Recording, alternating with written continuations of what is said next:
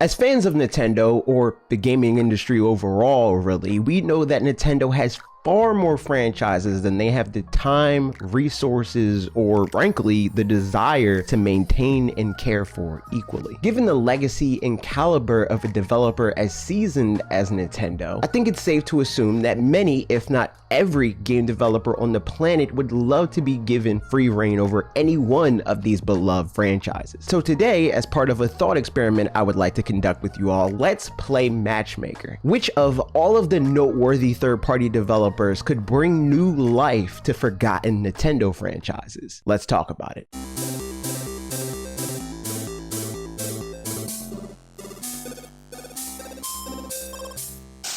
Before I get into my own list, I do want to reiterate that my aim for this video is that we share ideas. I want you guys to also, in the comments, contribute your list of game developers and game ideas that you would like to see a third-party developer create. Every time I think about abandoned Nintendo IP, one of the first things that comes to mind most viscerally is Ice Climber. And like many of the franchises I'll be talking about today, that's due entirely to the potential rather than anything their game has accomplished in the past, because let's be real, their original game at best hasn't aged well, and honestly I'd lean more towards it never being all that good to begin with. But I think the premise these characters present, paired with the recognizability afforded to them by way of the Super Smash Bros. Series, warning, that's a trend we'll be coming back to in this video, I'm letting you know now, has a lot of potential for massive success if executed well. And when thinking about developers that I think could do just that, the clear answer for me would have to be Hazelight Studios, the developers behind A Way Out and the recently released It Takes Two. I've always talked about, only half-jokingly, wanting an Ice Climber survival game, but a game developed by a developer like Hazelight, it will be an easy close second because it would be a fun, cooperative action game paired with an engaging story full of laughs, trials and tribulations, suspense, so on and so forth, to play through with a friend or family member locally or online, as is the specialty of Hazelight, and I feel a perfect fit for the Ice Climbers brand. I'd personally be there day one if this game was announced to be happening, developed by Hazelight. F-Zero used to be a very important franchise for Nintendo in the Super Nintendo era as one of its technical marvels. Now though, it's been relegated to just being the origin story of Super Smash Bros. Icon, Captain Falcon. I think Nintendo is wasting a lot of Captain Falcon's potential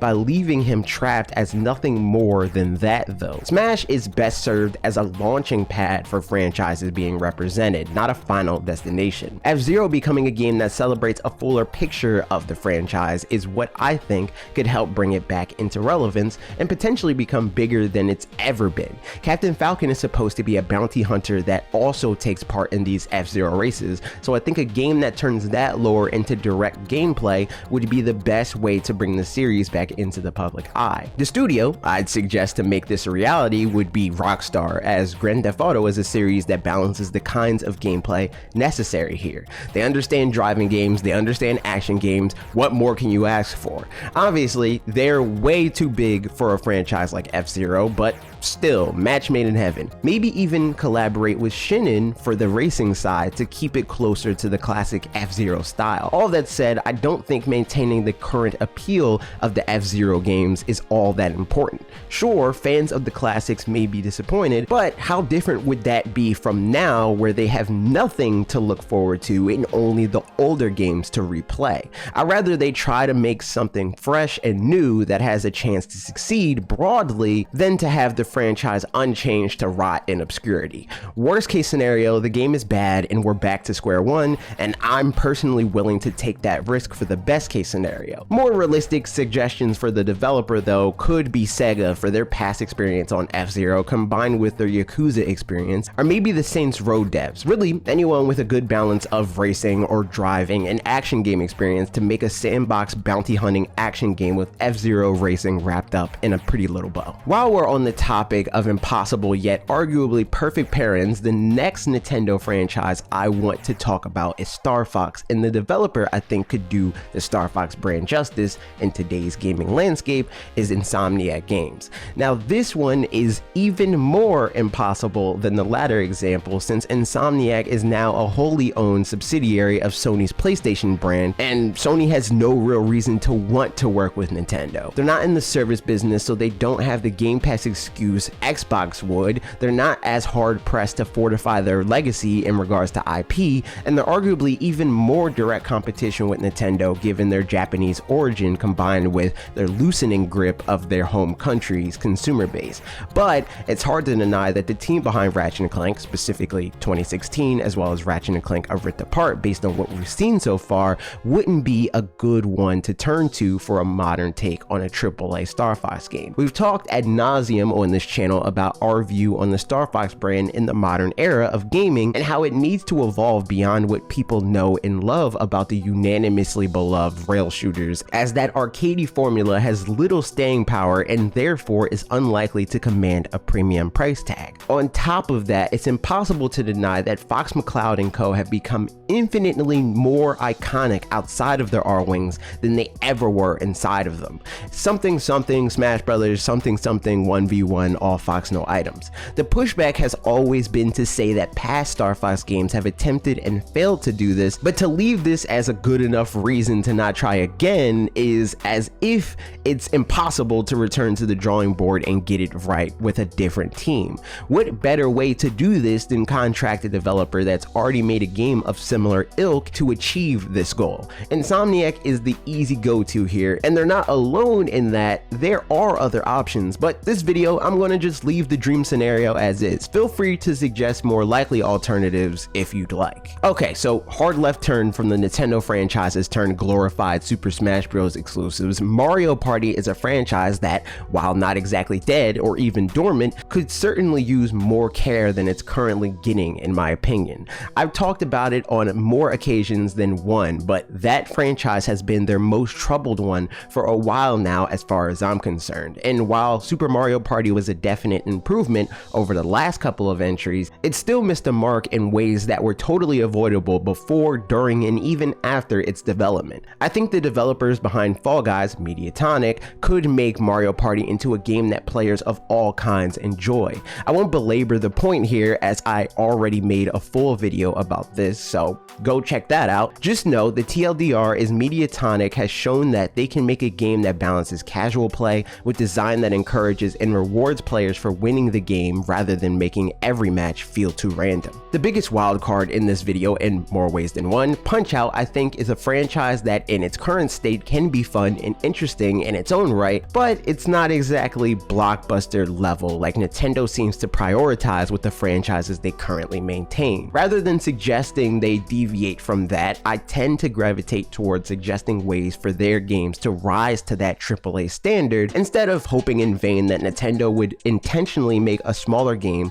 with the intent to charge less, since that's a lot less common for them these days. And that is why I think the best way to do that with Punch-Out is to turn the concept on its head and expand the scope of the game overall. And the developer I think could best achieve this goal would be From Software. Now, I know this doesn't sound like a pairing that many would expect, but I think the games FromSoft makes are actually well aligned with the aim and appeal of the Punch-Out series. Both are about risk reward, pattern recognition, spacing, so on and so forth. Obviously, there's no swords or high fantasy settings, open worlds, or anything like that in Punch-Out, but these core tenets paired with this unfamiliar territory for FromSoft, I think could result in a very interesting new game that fans of the series, fans of the developer, and people in between would enjoy. I want Little Mac to have to balance the risk reward of going out in the world to train for big matches to get stronger at the risk of losing his rank in the industry if he loses. If you don't train outside of the ring, it's harder to win.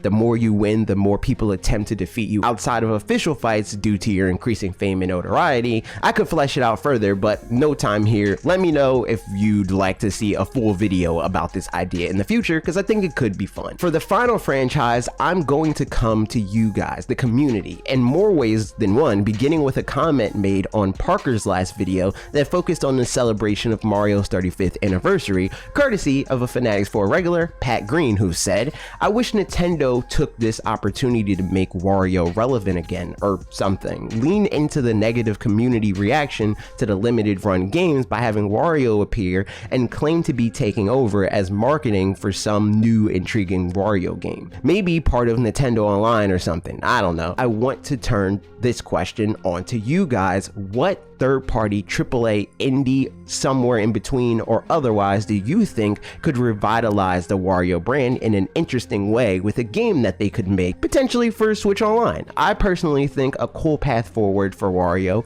would be to give Devolver Digital a shot at making a Wario Land game. I know they are mostly known as a publisher these days in their own right, but they do have in-house teams that I think would be fitting for the job. Admittedly though, I mostly say this because I think Devolver's brand overall has similar energy to the energy I feel Wario exudes. But those are my thoughts. Who would you like to see revitalize Wario games? Which of the hypothetical games I talked about before the Wario game would you most like to play? And again, if you can think of any, what third-party developers do you think could breathe new life into a specific Nintendo franchise? Let me know all of that and more in the comments down below. Thanks for watching. I hope you enjoyed this video. If you did, I would appreciate it if you leave the like and shared the video with a friend that has fun talking about stuff like this. We love these what if scenarios. They're fun to talk about when there isn't much other pertinent things to talk about. And if you haven't already, be sure to subscribe and ring the bell for more videos like this every Tuesday and Thursday at 4 p.m. Eastern Time. Okay, that's it for me. See you next week.